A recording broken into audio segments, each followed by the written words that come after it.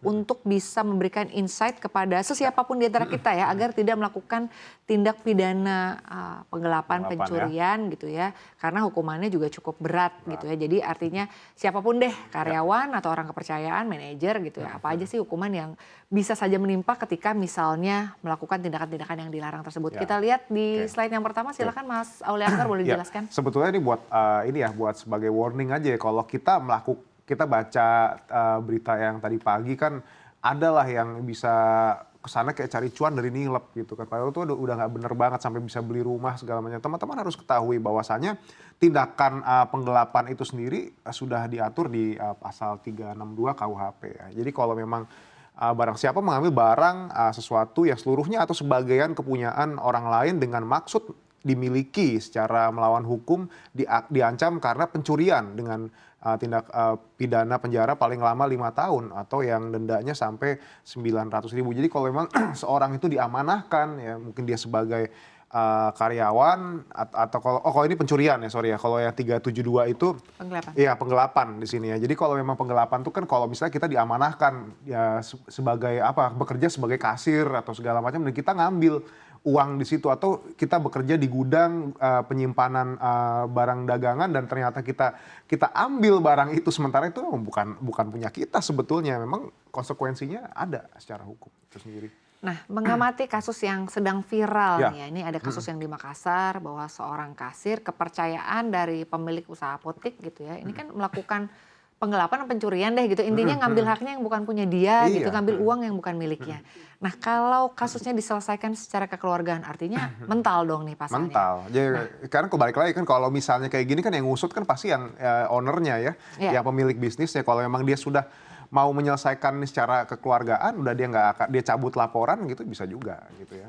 Jadi artinya memang ini tergantung lagi sejauh mana artinya pihak yang dirugikan gitu ya mengadukan persoalannya mungkin kepada pihak yang berwajib begitu ya, seperti apa. Nah, pada kasus di Makassar mungkin kasusnya ya selesai begitu saja ya, karena memang ternyata si pemilik apotek lebih memilih untuk menyelesaikan persoalannya secara kekeluargaan. Tapi ingat ya, bagi yang lain mungkin ini tidak semua nih ada pemilik usaha mau menyelesaikannya secara kekeluargaan, bahkan mungkin ada yang mengalami kerugian atau diambilnya nominalnya tidak sebanyak seperti yang di Makassar, tapi ternyata dikasusin banget gitu ya dan menerima hukuman yang luar biasa, artinya mungkin penjara cukup lama gitu. Cukup lama lah, 5 tahun Sekarang kita lama lihat itu. kita lihat di slide selanjutnya pemirsa membahas mengenai ini modus kasir nakal ya, mungkin bagi para pemilik usaha dimanapun kayaknya nggak boleh deh ninggalin usahanya lama-lama gitu ya, nggak melakukan pengawasan.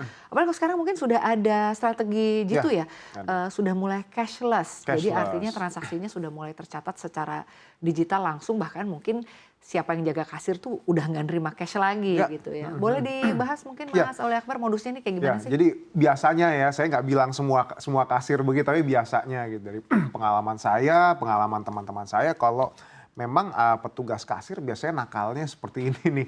Ya kadang-kadang ya itu tadi yang nilep duit kok, karena dia kan balik lagi kasir itu kan dia menerima pembayaran ya Mas Inta ya. Kalau udah dia menerima pembayaran, artinya apalagi kalau pembayaran sifatnya pakai cash keras gitu konvensional, di sana tuh uang semua di situ. Kalau dia ambil gimana bisa aja kan, nggak menutup kemungkinan begitu ya. Terus ada juga yang mungkin markup penjualan. Biasanya nih kalau misalnya di toko-toko tradisional gitu ya, harga jualnya sekian, dia naikin, mengambil keuntungan, selisihnya dia ambil gitu ya. Mungkin dia nggak pakai bon di situ ya, bisa jadi dia nggak ngasihin bon sengaja seperti itu ya. Atau dia mencuri promo buy one get one ya, cuman yang dikasih cuma satu aja, yang get one-nya nggak dikasih. Dijual gitu. di tempat lain. Dijual tempat lain kok nggak diambil sama dia. Buat itu bisa juga seperti itu ya. Nah, terus ada juga membuat laporan penjualan palsu ya. Misalnya hari ini jualannya berapa, ada dua cup gitu atau berapa, cuma dia bilang nggak ada yang laku gitu, tapi padahal yang duanya udah raib aja gitu ya, inventornya diambil secara pribadi atau gimana, tuh bisa jadi juga. Nah tapi balik lagi ya Mbak Sinta, mungkin ya semua permasalahan ini tentu akan ada solusinya juga sih. Baik, nah menarik membahas mengenai laporan penjualan palsu. Ini kan kalau sekarang semuanya sudah serba digital. Gitu ya. Nah ini laporan penjualan palsu ini gimana nih? Karena kan kalau bicara soal laporan penjualan palsu artinya ada quantity yang keluar ya. Ada yang keluar. Iya, ada quantity yang keluar. Begitu. Ada supply chain lah tadi kalau dibahas di segmen sebelumnya. Nah ini artinya akan ada kesesuaian yang terbaca nih ya, debit kredit begitu, berapa yang keluar, berapa yang masuk. Nah kalau menurut Mas Aulia Akbar sendiri, celah yang bisa dilakukan dari ini nih seperti apa sih? Artinya kalau sekarang apalagi udah nggak tulis pulpen mungkin ya sebagian. Sebetulnya memang sebagian besar memang sudah ada yang pakai, sudah ada yang terdigitalisasi ya. Dia punya sistem pakai POS segala macam ya, itu agak-agak susah diakalin.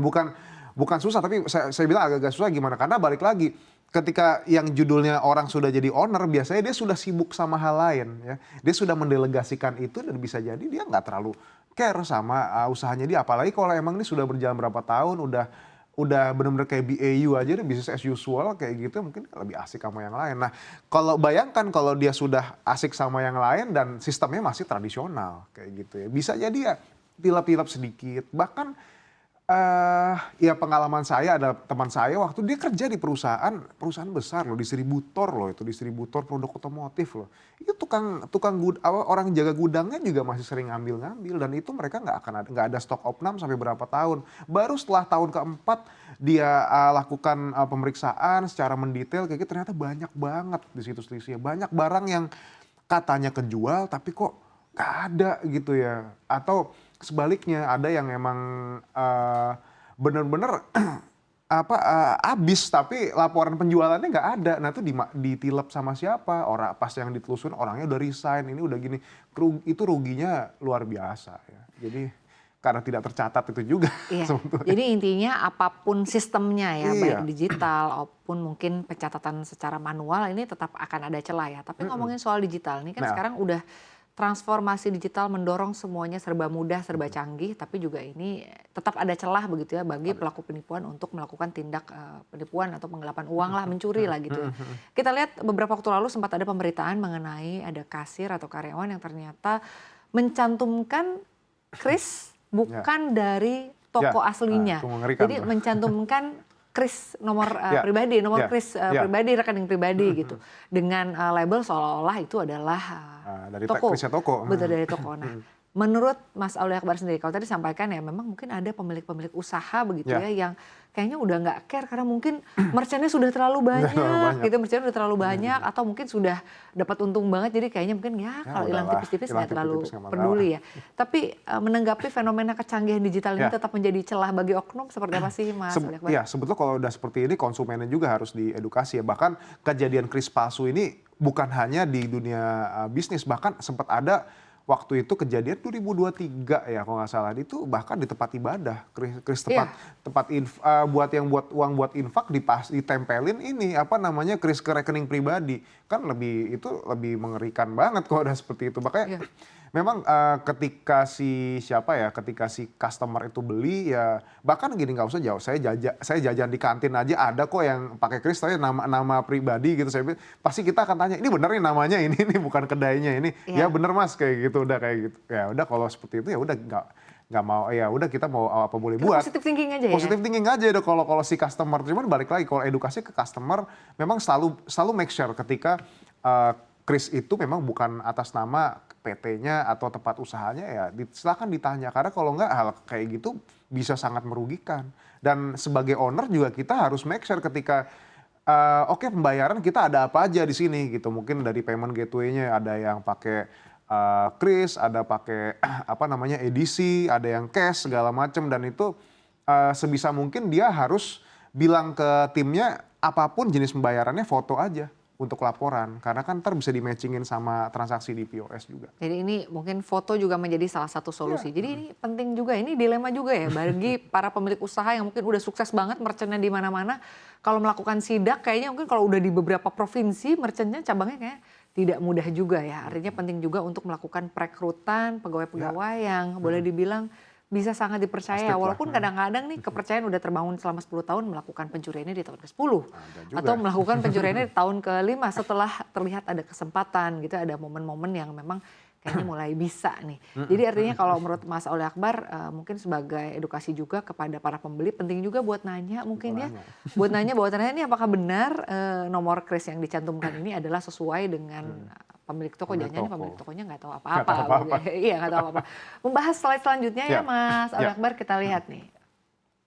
Solusi atasi kasir nakal. Tadi Ya. sebelum jeda kita membahas juga perketat rekrutmen. Tapi Ya. kadang-kadang ya, Ya. ini kita tidak pungkir ya, kalau zaman sekarang Ya. itu kayaknya justru orang-orang dengan tingkat kecerdasan tertentu yang kayak udah pinter banget, malah Pinter biasanya banget. Ya. orang-orang yang mengejutkan nih Ya. melakukan penipuan, bahkan mungkin melakukan pencurian, karena mereka-mereka ini justru adalah orang yang lebih tahu caranya. Lebih tahu caranya. Nah mungkin boleh dijelaskan Ya, Mas Oli Akbar? mungkin diperketat nih dengan bukan hanya masalah ini ya Mbak Sinta ya, untuk kita merekrut orang yang tepat atau gimana, orang yang personalitinya seperti ini, tapi nggak hanya sebatas itu juga, cuman memperketat dalam artian kita juga memperketat proses ini ya, kontrak kerjanya juga di situ. Jadi memang pastikan ketika kita rekrut orang ya sesuai sama syarat-syarat perjanjian aja. Jadi ketika ada pelanggaran hukum segala macam, kita bisa proses bahwa ini adalah pelanggaran. Dia kerja sama saya kayak gini, ini ada pelanggaran di sini. Ya, jadi kita nggak mengada-ngada di situ. Jadi buat laporan kepolisiannya juga lebih gampang di situ ya.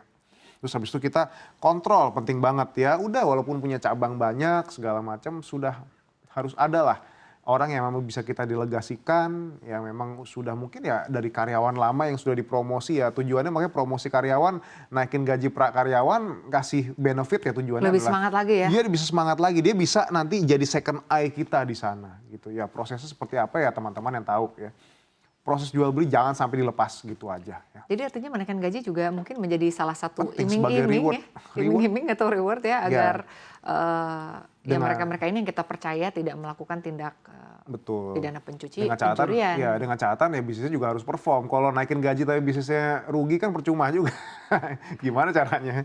Oke, mungkin untuk selanjutnya ini pemanfaatan sistem POS ya, tadi sudah point of dijelaskan. sales ya. Terus habis itu kalau kayak katalog online nota paperless ini penting juga. Jadi kan banyak ya mungkin untuk menghindari kayak nggak ada bonnya nih. Ada kok nota paperless di sini ke customer gitu kan. Jadi nggak bisa sembarangan gitu barang keluar masuk di sini. Dan itu kalau misalnya kayak promo kayak dia ngakalin promo buy one get one, kalau bisa ya udah bikinnya standing banner di situ ya. Jadi customer tahu kalau saya beli satu dan saya dapat satu juga gitu.